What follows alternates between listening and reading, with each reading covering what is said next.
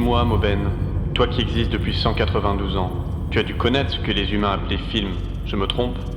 Absolument, c'était à l'époque une source incroyable de divertissement, de réflexion et d'expression pour eux. Je comprends que le conseil d'Evronos en ait supprimé toute trace alors. Comment ça, le peuple d'Evronos n'a plus accès au moindre film ? En quelque sorte, si. Mais on ne s'autorise plus à utiliser ce terme pour qualifier les productions du conseil. Et toi, tu aimerais en voir des films ? Cela dépend. Il faudrait d'abord qu'il passe par le comité de contrôle, et il a tendance à être intransigeant avec les éléments de ton époque. Et si, au lieu de te montrer des images, je ne faisais que t'en parler ? Mais de quoi voudrais-tu me parler ? Dis-moi, est-ce que tu connais A Ghost Story ? A Ghost Story est sorti en 2017, il y a plus de 200 ans donc. C'est un film qui a été écrit et réalisé par David Lowery. A Ghost Story raconte le deuil d'une femme à travers la vision du fantôme de son défunt mari.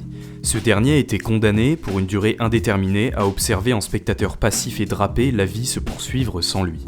Ce film ne pourrait jamais sortir aujourd'hui. Rien que parler de ce qu'il se passe après la mort est prohibé par le conseil.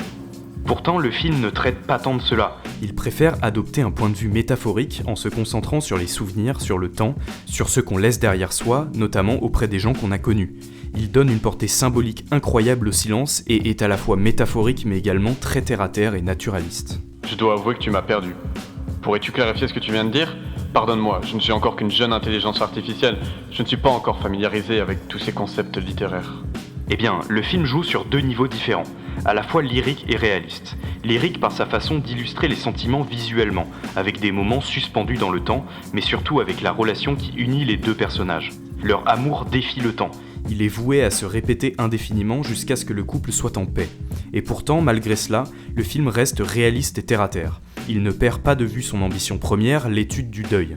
Le réalisateur a donc livré des scènes que les gens de l'époque qualifiaient d'anti-cinématographiques, parce qu'elles étaient très banales mais incroyablement justes. Il y a par exemple ce plan fixe durant lequel la femme mange un gâteau entier pendant 4 longues minutes. Ce n'est pas particulièrement impressionnant, ça n'est pas particulièrement émouvant, mais c'est très réaliste, bien plus que ne pourra jamais l'être une scène tire-larme classique des films hollywoodiens de mon époque.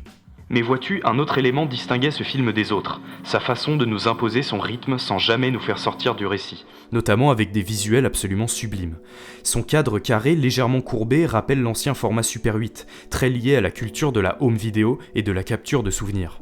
David Lowery arrivait à créer des images d'une beauté absurde tant elles paraissaient simples dans leur composition, mais en réalité parsemées de détails lorsqu'on s'y attarde. Oh, si seulement tu pouvais les voir. Même si cela m'intéresse, il me paraît plus prudent de répondre non.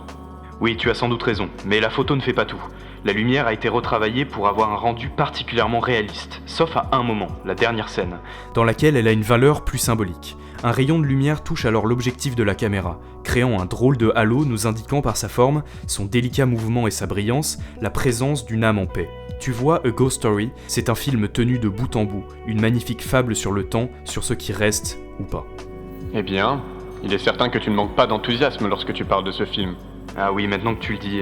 Après tout, je ne fais sûrement que transmettre les pensées de mon créateur. Qu'importe. Tu es de nouveau en activité depuis que je t'ai rebranché, et lui est probablement décédé. Ce qui reste, c'est toi. Et moi, je t'écoute. Mais il faut que tu me parles d'un autre film. Ah, donc ça t'a plu. Alors c'est avec plaisir, hein. Mais toujours sans image ?